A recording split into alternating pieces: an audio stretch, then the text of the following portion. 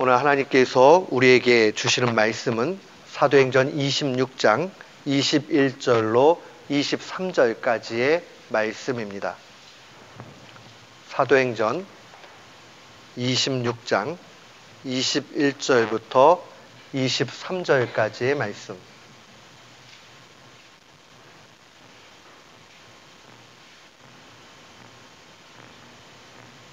우리 한 마음으로 주의 말씀 함께 봉독토록 합니다. 유대인들이 성전에서 나를 잡아 죽이고자 하였으나 하나님의 도우심을 받아 내가 오늘까지 서서 높고 낮은 사람 앞에서 증거하는 것은 선지자들과 모세가 반드시 되리라고 말한 것밖에 없으니 곧 그리스도가 고난을 받으실 것과 죽은 자 가운데서 먼저 다시 살아나사 이스라엘과 이방인들에게 빛을 선전하시리라 함이니이다 하니라. 아멘. 저는 오늘 본문 말씀 사도행전 26장 21절로 23절 말씀을 통해서 바울이 전한 복음이라는 제목으로 주의 말씀을 선포하도록 하겠습니다. 최근에 저는 교회를 향해서 계속적인 고민을 하는 것이 있습니다. 비단 우리 교회뿐만 아니라 우리가 몸담고 있는 이민교회 또 우리의 조국의 교회들을 바라보면서 계속적으로 마음속에 근심이 되는 것이 있습니다. 엄청나게 많은 교회 숫자가 있고 또 재정도 굉장히 풍부합니다. 또 리더십이 있는 교회의 지도자들이 수없이 많이 배출이 됩니다. 교회 안에 한국교회들만큼 훌륭한 프로그램이 있는 그러한 교회들이 많지는 않습니다. 오늘날의 가장 교회의 영성을 이끄는 일들 가운데 발전한 한 분야 중에 하나는 설교입니다. 옛날의 설교보다 설교학은 굉장한 많은 그 발전이 있습니다. 근데 문제는요, 이럼에도 불구하고 세상 속에서 우리 그리스도인들이 너무 미약하게 살아간다는 겁니다. 세상에서 자리를 못 잡았다는 얘기가 아니라 세상 속에서 그리스도인답게 살아가는 데 너무 취약하다는 그런 말씀입니다. 지난 주간에 이철 목사님 만나 뵀을 때에 이철 목사님 그런 말씀하시더라고요. 한국교회 이렇게 바라보면서 안타까운 마음이 다른 데 있는 것이 아니라 교회가 든든히 서가는 것 같고 정말 외형적으로 또 그 내실의 프로그램들만 보면 너무나 뛰어나 보인대요. 그런데 몇십 년 전에 정말 땅바닥 같은 곳에서 시작한 그 한국교회의 초창기의 영성만 못하다는 겁니다. 저도 동의를 하고 분명히 그 일들이 우리의 현실이라 하는 데에 마음의 두려움과 또 무거움이 있는 것이 사실입니다. 비단 이렇게 한국교회를 전체 놓지 않는다고 해도 우리 자신 속에 한번 생각해 보면 왜 우리는 하나님 앞에 예배 드리면서 감격이 있는 그런 예배가 적고 또 복음을 알고 있으면서 불구하고 우리의 삶은 복음적으로 살지 않는가. 참 무기력하게 사는 우리 자신들을 바라보면서 한번 오늘 말씀을 우리의 마음에 새기기를 원합니다. 그런 고민 가운데서 오늘 말씀을 준비하고 묵상하는 가운데 하나님이 하나 깨달음을 주신 것이 있습니다. 결론적인 답부터 말씀을 들으면 신자가 복음을 귀로 들어도 그것이 내 것이 되어 경험되기 전까지는 변화가 없다는 사실을 알게 되었습니다. 오늘날에 교회 다니세요. 예수 믿으세요. 예수 믿고 우리 천국 갑시다. 그 스토리를 모르는 사람은 거의 없습니다. 그럼에도 불구하고 그렇게 복음에 대해서 쉽게 듣고 있으면서 불구하고 많은 사람들이 교회를 외면하거나 그리스도인 자체도 힘없는 신자로 살아가는 것. 그것은 바로 복음이 우리 삶 속에 경험되지 않을 때 그러하다는 겁니다. 복음이 경험될 때만 그것은 나의 것이 됩니다. 욥 역시도 그 신앙이 좋았던 욥 역시도 이러한 고백을 분명히 합니다. 욥기 42장 5절에 보면 내가 주께 대하여 귀로 듣기만 하였사오니 이제는 눈으로 주를 보나이다라고 고백을 합니다. 그가 이야기하는 것은 하나님에 대해서 왜 경험이 없었겠어요? 수없이 많은 경험을 하고 있었지만은 그가 고난의 깊은 시간들을 다 통과하고 나서 보니까 그때 그 시절은 내가 하나님에 대해서 귀로 듣는 간접적인 것에 불과했는데 그 고난을 통해서 하나님을 경험하고 그러고 나니까 이제 눈으로 보게 되었다라고 고백을 합니다. 이뿐만이 아닙니다. 행함의 종이었던 야고보는 야고보서 1장 22절에 이렇게 성도들을 향해서 권면합니다. 너희는 말씀을 행하는 자가 되고 듣기만 하여 자신을 속이는 자가 되지 말라. 얼마든지 우리 이룰 수 있어요. 어떻게 보면 목회자들이 가장 이룰 수 있죠. 가르치고 내용을 알고 듣고 하는데 문제는 행함이 없게 될 때에 그게 다 거짓이 될 수 있다는 사실입니다. 우리는 이 말씀 앞에 좀 더 정말 우리의 마음을 새롭게 하면서 이 시간에 결단을 해야 될 필요가 있습니다. 오늘 본문의 배경은 우리가 계속 살피고 있지만 아그리빠 왕 앞에서 이 바울이 복음에 대해서 증언하는 내용입니다. 우리가 지난주에 바울이 전한 복음 첫 번째 시간에 잘 말씀으로 받았고 이번 두 번째 시간이에요. 오늘 본문의 23절에 보면 복음의 본질이 증거되어져 있습니다. 예수 그리스도의 죽으심과 부활을 통해 그가 세상에 빛을 나타내셨다 하는 것이 핵심의 내용입니다.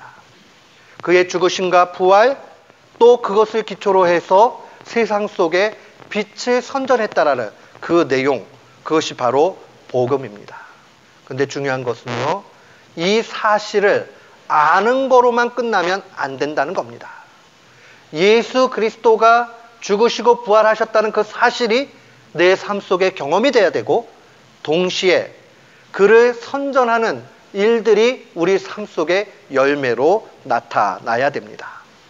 좀 더 압축적으로 이야기하면 우리에게 부활신앙뿐만 아니라 빛 대신 그리스도에 대한 참다운 고백이 함께 나타나야 됩니다.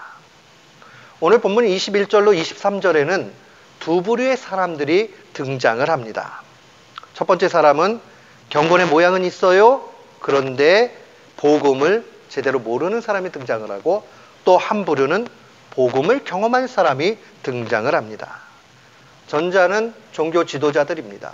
유대교 종교 지도자들. 이들은 경건의 모양이 분명히 있었습니다. 이 사람들 우리가 그냥 우습게만 여길 사람들 아닙니다. 그들은 구약에 능통한 사람들이었고 율법에 충실한 사람이었고 그들은 분명히 문자적으로 지키면서 경건의 모습들이 있었습니다. 유대인들에게 있어서 경건의 모습은 보통 기도와 금식과 구제를 통해서 나타납니다. 그들은 철저하게 그것을 지켜갔던 사람들입니다. 그런데 문제는 이들은 복음을 온전히 알지 못합니다. 그러고 나니까 살리는 역할을 하는 성전에서 죽일 궁리를 합니다. 저 바울을 어떻게 잡아서 죽일까? 자칫 잘못하면요, 우리의 신앙이 복음까지 가지 못하고 또 복음이 우리 가운데 경험되지 못할 때에 이러한 우에 빠질 수 있습니다.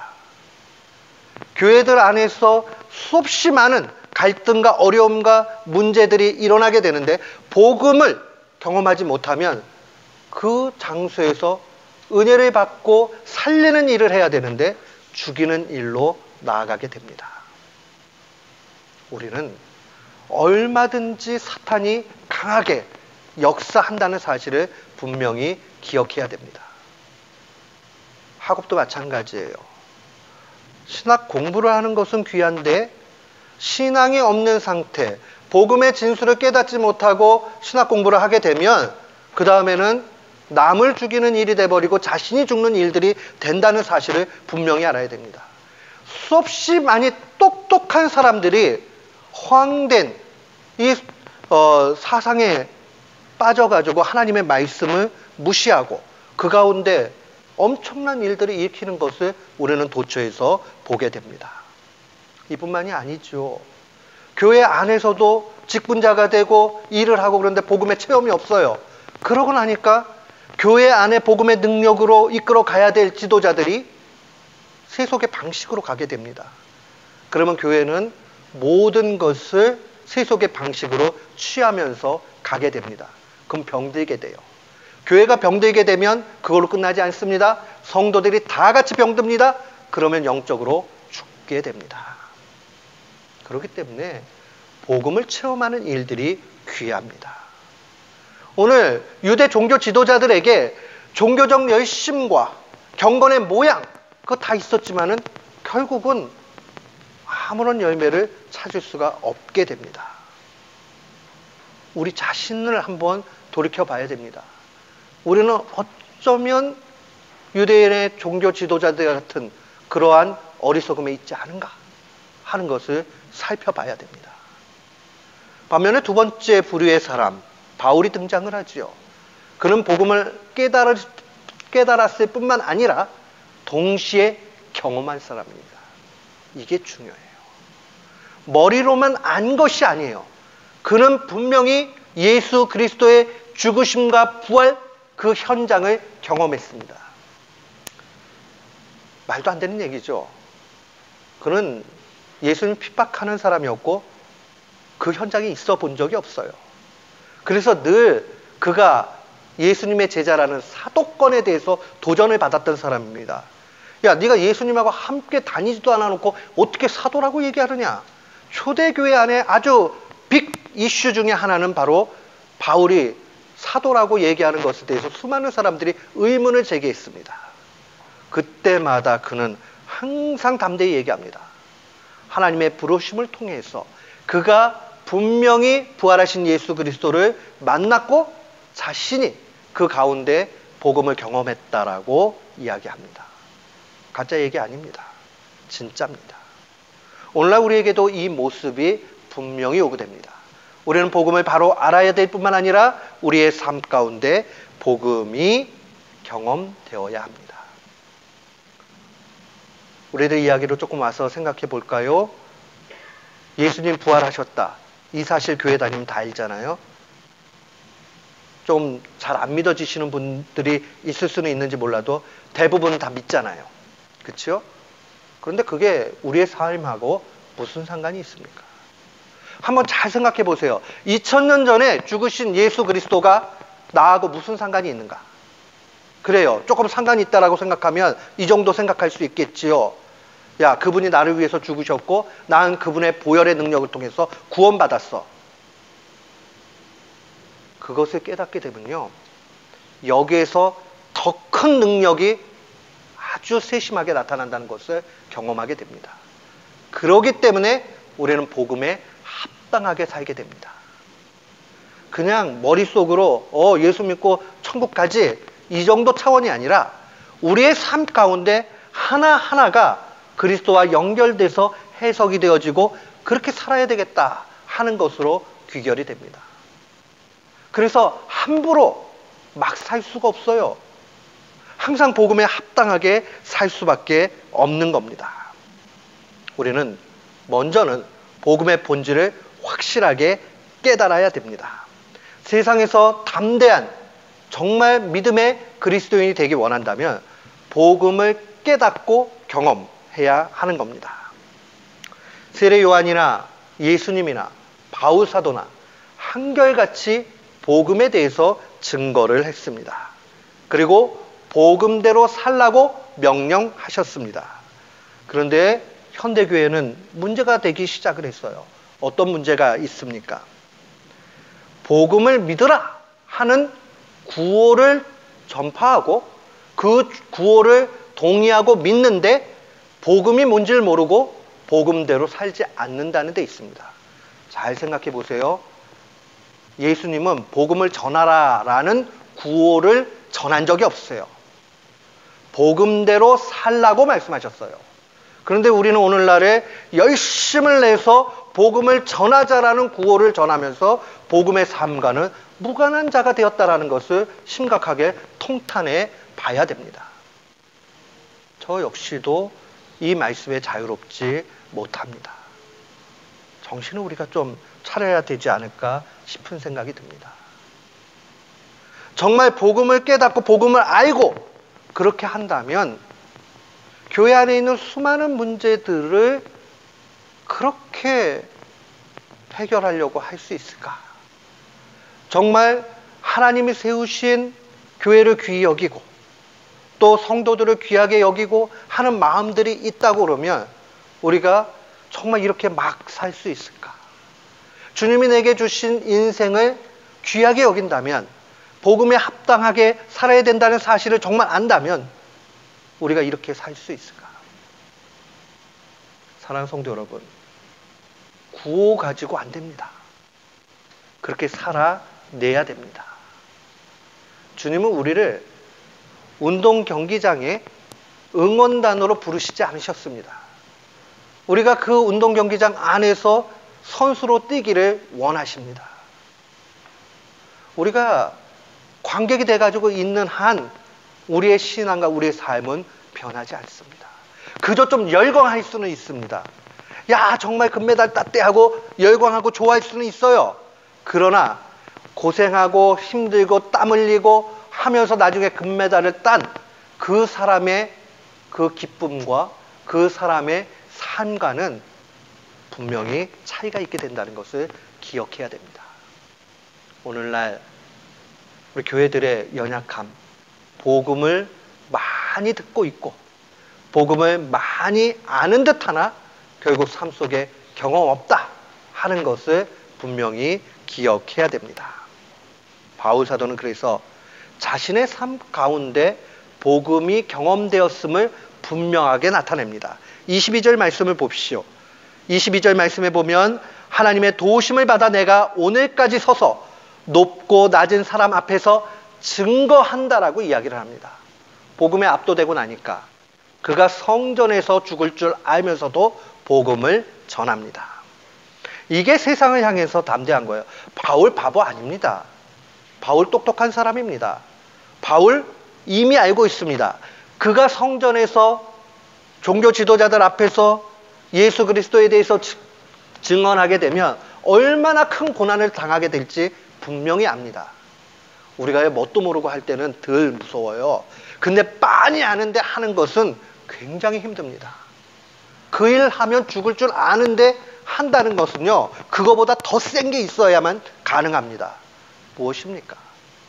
복음의 능력 경험되고 나니 그 죽음이 무서운 것이 아니라 전하지 않으면 안 되겠다라는 강렬함이 있는 겁니다. 바울의 삶이 변하게 된 것은 그가 아는 것뿐만 아니라 단회적으로 한 번 경험한 것뿐만 아니라 오랜 시간 걸쳐서 열매로 나오고 있다는 걸 기억해야 됩니다. 우리가 잘 알지만 바울 사도가 다메섹에 아주 독특한 신앙 경험, 회심 체험을 하고 나서 그가 그 다음에 아라비아 사막으로 가게 됩니다. 많은 학자들이 이 아라비아 사막에서 뭐 했을까? 주님을 깊이 대면하고 배우고 하나님으로부터 많은 영적 훈련을 받았을 것입니다. 자기 거로 만든 것이죠. 우리에게도 필요합니다. 신앙생활을 그냥 오랫동안 하는 것, 그것 값진 부분 있어요. 무시 못해요. 그러나 그 값진 시간들을 정말 복음의 경험을 위해서 훈련받고 체험하는 시간들로 가득 채우기를 축원합니다.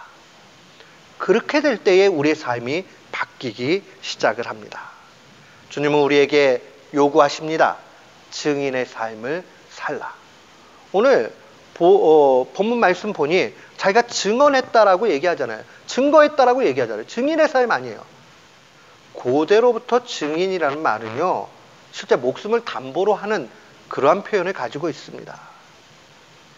제가 설교 중 몇 번 말씀드렸지만 원래 이 전문 변호사들이 나온 것은 그렇게 오래전에 있었던 얘기가 아닙니다. 옛날에도 증인들이 있고 변호사들이 있었어요. 그 사람들은요, 전문 직업적 변호사가 아닙니다. 자기 친구를 위해서 목숨을 담보로 해서 목숨을 내놓고 법정에 서서 이 사람의 정말 무결함을 증언해 주는 사람이 바로 증인이었어요. 그렇다면 그 증인 쓴 사람이 죽게 됩니다. 근데 그럼에도 불구하지요. 오늘 사도가 증거하고 있는 증인의 삶이라는 것은 복음의 능력이 너무 크게 경험되었기 때문에 더 이상 이제 견딜 수 없고 주님의 명령대로 사는 것을 의미합니다. 사랑하는 성도 여러분, 우리는 언젠가는 다 주님 앞에 설 것입니다. 그리고 주님 앞에 섰을 때에 우리의 인생을 한 번쯤은 생각해 볼 것입니다. 저도 아직 젊기 때문에 죽음에 대해서 많이 생각은 안 해봅니다. 그러나 종종 굉장히 많이 생각하려고 노력을 합니다. 그래서 간혹 다큐멘터리 죽음에 관한 것들을 잘 찾아서 봅니다. 그런데 생각해 보면 아찔할 때가 있어요. 나 여태까지 이렇게 살았는데 이거 가지고 하나님 앞에 쓰면 얼마나 부끄러울까. 그러니까 마음을 다시 좀 먹고 잘 살아야 되겠다 이 생각합니다. 저는 오늘 이 시간에 짧은 시간이라도 우리 교우들이 한번 생각해보고 야 이제 좀 잘 살아야 되겠다. 제대로 살아야 되겠다. 지금 이 시간부터 결단하고 그렇게 살기를 축원합니다. 지금 이 시간에 바로 살아야 되겠다. 죽음의 시간이 그렇게 멀리 있지 않다. 저도 생각해보면 야, 진짜 세월이 이렇게 빨리 갔네 이런 생각이 문득문득 들 때가 있어요. 제가 이 정도로 뜨니까 어르신 분들은 훨씬 빠르게 달려가겠죠. 예, 막 60마일, 70마일, 80마일로 달리시는 분들 많으실 거예요. 정말 짧은 시간에 훅 이렇게 오게 되잖아요. 근데 주님 앞에 우리가 설 때에 후회 없으려면 어떻게 해야 되겠습니까? 증인의 삶. 복음의 체험에 맞춰서 그 증거하는 삶을 살아야 됩니다. 증거하는 삶은요, 언제 나타나느냐? 순수할 때 나타납니다.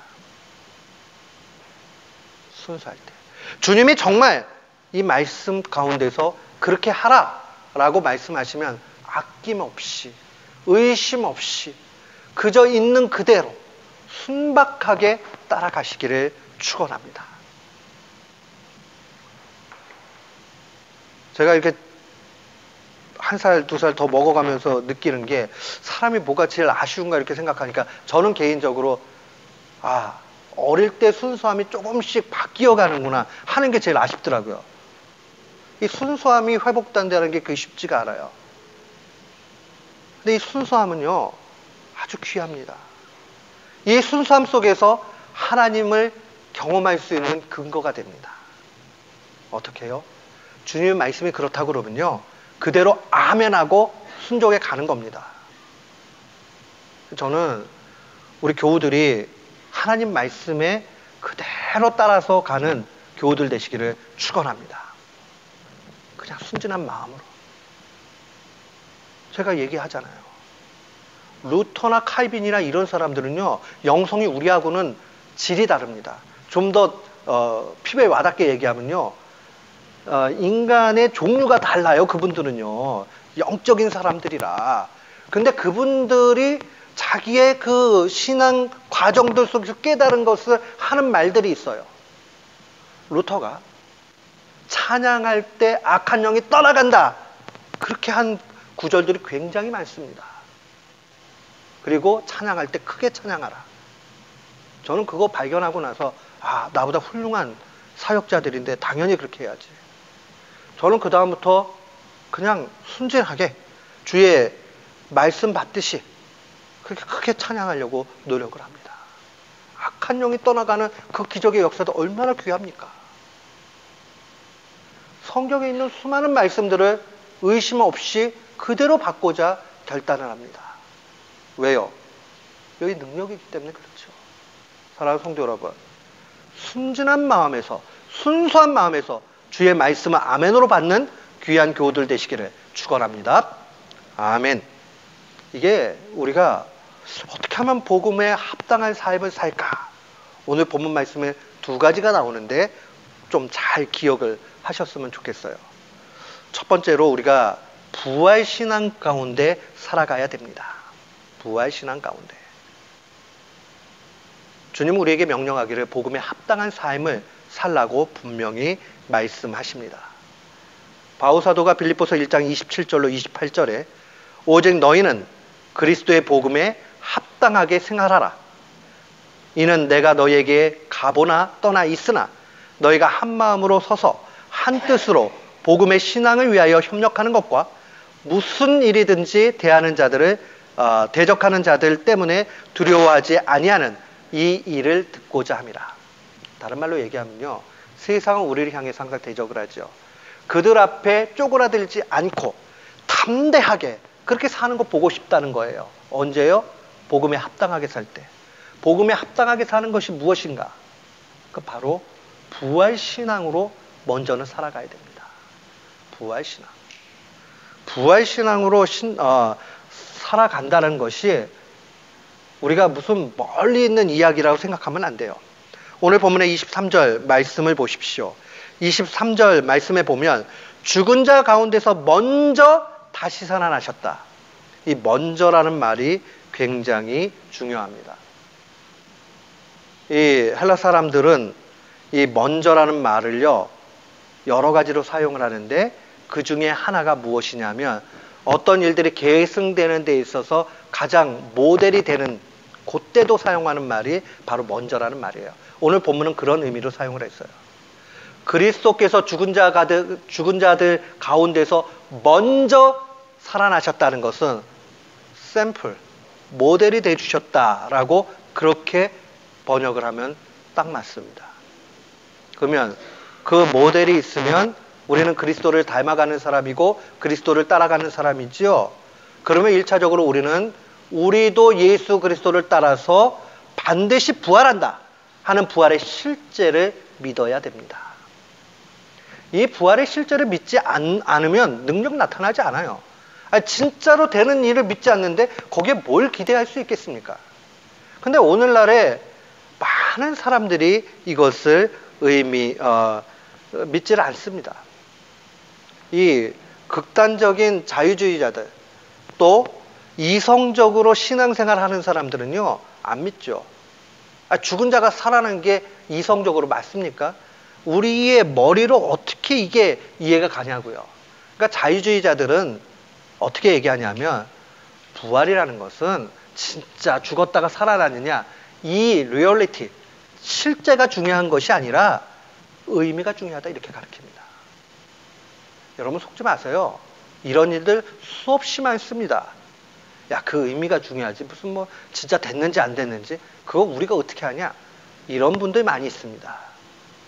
자기의 삶 가운데 그렇게 리얼리티를 부정하게 되면 어떠한 하나님의 능력도 나타나지 않습니다. 자기가 믿지 않는 것을 하나님 앞에 구한다는 게 얼마나 가시겠습니까? 그렇잖아요. 그렇기 때문에 반드시 믿어야 돼요. 근데 이 위험만 있는 게 아니에요. 사탄은 우리보다 머리 좋습니다. 그렇기 때문에 어떻게 합니까? 극단적인 보수적인 신앙, 또 신비적인 신앙인들은 이 땅의 것은 다 무시합니다. 천상의 것만 중요하다. 이렇게 이원론에 빠져가지고 천상의 것만 강조를 하다 보니까 이 땅의 것은 필요 없는 게 됩니다.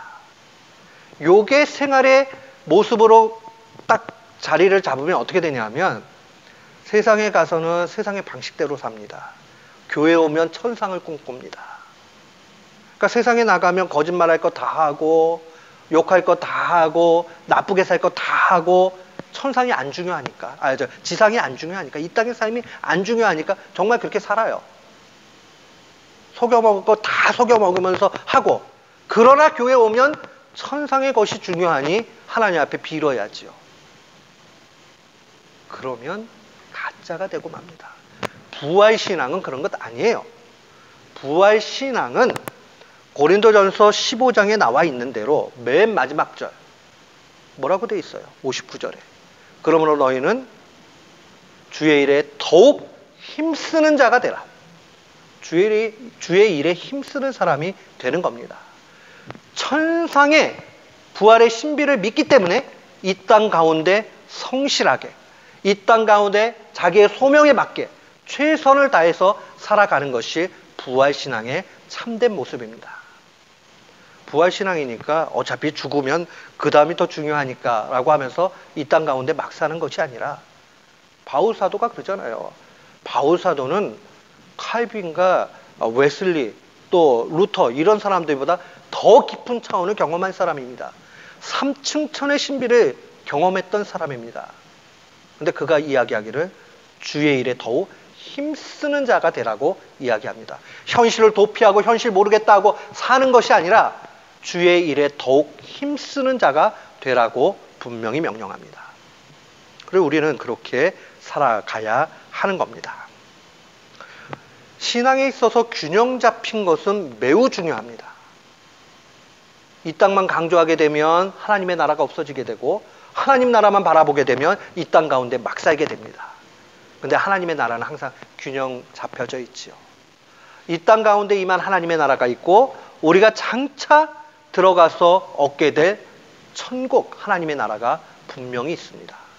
이 균형 가운데 우리는 분명히 살아가야 됩니다. 어느 한쪽에 치우쳐서 살게 되면 세속적인 사람 아니면 정말 신비주의자가 되고 맙니다. 신앙은 그렇게 가는 것이 아닙니다. 우리가 미래에 소망이 있기 때문에 이 땅 가운데 성실해야 됩니다. 그렇기 때문에 그는 죽을 줄 알면서도 불구하고 천국의 소망을 두면서 담대하게 세상을 향해서 복음 전합니다. 이게 우리의 삶이 되어야 됩니다. 부활신앙 믿으세요? 그러면 오늘 결단하세요. 천국의 소망이 있기 때문에 이 땅 가운데 정말 열심히 살겠다. 가정주부들은 열심히 자녀들 또 남편, 가족들을 위해서 더 경쟁력 있게 맛있는 음식을 만들어야겠다. 기도하고 사명을 다하세요.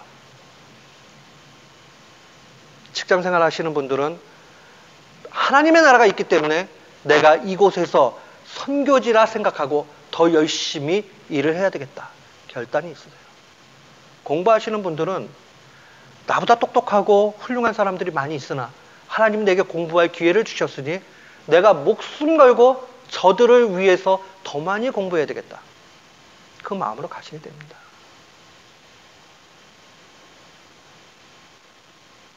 만약 우리 가운데 이 마음이 부족하다라고 하면 다시 시작해야 됩니다. 회개하고 다시 시작을 하셔야 돼요. 그게 부활신앙입니다. 부활은 죽었다가 살아나는 거예요. 다시 시작하는 겁니다. 그러니 만약에 지금껏까지 내가 부끄럽고 부족하고 그랬다면 오늘 이 시간에 다시 마음을 새롭게 해서 주 앞에 구하고 그 길로 가야 됩니다. 우리의 소망이 천상에 있고 미래에 있기 때문에 오늘 이 현장과 이 시간에 성실하기를 결단하는 우리 모든 교우들 되시기를 축원합니다. 아멘. 두 번째 우리가 기억을 해야 되는 것은 빛의 자녀로 사는 것이 바로 세상 속에서 담대하게 복음에 합당하게 사는 신자의 모습입니다. 23절에 보니 예수 그리스도가 죽으시고 부활하셔서 이스라엘과 이방인들에게 빛을 선전하셨다 이렇게 되어 있어요. 세상의 빛으로 오신 예수 그리스도. 빛은 하나님의 구원 그 자체를 얘기하는 거죠. 하나님을 그 삶 가운데서 증거한 겁니다. 우리에게도 빛의 자녀의 이 모습이 분명히 필요합니다. 누가복음 1장 78절로 79절에 주의 말씀은 예수 그리스도를 이렇게 증거합니다. 사가랴가 어린 예수 그리스도를 바라보면서 이상 중에 주님께서 독특한 마음을 주셨을 때 그가 찬송한 내용입니다. 이로써 돋는 해가 위로부터 우리에게 임하여 어두움과 죽음의 그늘에 앉은 자에게 비치고 우리 발을 평강의 길로 인도했다라고 그렇게 얘기합니다. 예수 그리스도를 기억하면서 생각하면서 어린 예수 그리스도의 오심을 찬양하는 그 내용이 평강의 길로 우리를 인도했다라고 그렇게 고백을 하고 있습니다. 우리에게도 이 모습이 필요합니다. 에베소서 5장 8절 말씀 보면 너희가 전에는 어둠이더니 이제는 주 안에서 빛이라 빛의 자녀들처럼 행하라고 명령합니다. 빛의 자녀처럼. 우리 빛의 자녀로 살아가야 돼요. 빛의 자녀로 산다는 것은 무엇을 의미합니까? 하나님의 자녀로 세상 가운데 어둠을 밝히는 거죠. 옛날에 한국의 강남의 몇 교회들이 모여서 청년 그 심포지엄을 했습니다. 그 심포지엄 한 거를 묶어가지고 제목을 책 하나 냈는데 제목이 이거였어요. 기독교는 사회에 무엇을 줄 수 있는가? 그게 심포지엄 전체 제목이었고 그 다음에 책으로 묶어놨어요. 그거를 봤던 저희 동기 목사님이 형님이었죠. 그때는 딱 보더니 기독교는 사회에 무엇을 줄 수 있는가? 딱 보더니 혼란을 줄 거다. 이렇게 얘기를 했어요. 굉장히 마음에 찔리는 얘기입니다. 우리가 빛의 사명을 감당하지 못하면 어두운 세상을 더 어둡게 만든다는 사실을 기억해야 됩니다. 요즘 곳곳에서 얘기하잖아요. 옛날에는 교회가 세상 걱정했는데 요즘은 세상이 교회 걱정한다고. 왜 그 얘기합니까? 야, 종교마저 이렇게 돼야 되나? 정말 기독교마저 이렇게 돼야 되나? 이제는 사람들이 기독교에 대해서 기대도 안 하는 시절이 돼버렸잖아요. 우리가 이게 탄식만 하고 가야 될 것이 아니라 이게 다시 회복이 돼야 돼요. 어떻게 해요? 빛의 자녀로 살아가야 됩니다. 저는 빛의 자녀로 산다는 것 한 가지를 우리가 좀 잘 기억했으면 좋겠습니다. 마태복음 5장 9절에 보면 화평케 하는 자는 복이 있나니 저희가 하나님의 아들이라 일컬음을 받는다라고 증거합니다. 화평케 하는 사람, 피스메이커죠. 피스메이커가 되면 하나님의 자녀라고 일컬음을 받는다. 우리가 있는 곳에 분열 있던 것이 일치가 되고 싸움 있는 것이 정말 사랑으로 바뀌고 그런 피스메이커가 되면 좋겠습니다. 일단 우리는 작정을 해야 돼요. 우리 교우들은 싸우지 않겠다. 싸우면 사탄만 좋아합니다. 우리는 싸우긴 싸워야 되는데 우리가 싸워야 될 것은 딱 한 가지만 싸우면 돼요. 사탄하고 싸워야 됩니다. 제가 결혼 막 한 젊은 가정들 이렇게 상담하고 같이 성격 공부하다 보면 그런 얘기 많이 해요. 아니 사단을 이겨야지 그 와이프 이겨가지고 뭐합니까? 그 사탄을 이겨야지 그 남편 이겨가지고 뭐 하겠습니까? 근데 사탄하고 싸우면 일단은 무서워서 안 싸워요. 근데 배우자하고 싸우면 죽기 살기로 싸워요. 그렇죠? 그 다음에 자녀가 사춘기 되면 부모님하고 자녀들하고 죽기 살기로 또 싸우잖아요.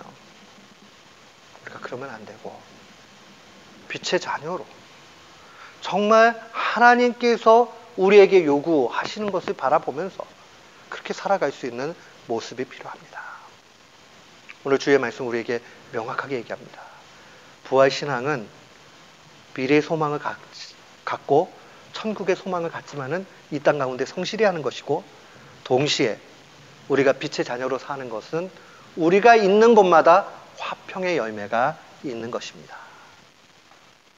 한번 무거운 내용이지만은 그래도 신자의 삶은 이렇게 살아야 되지 않겠습니까?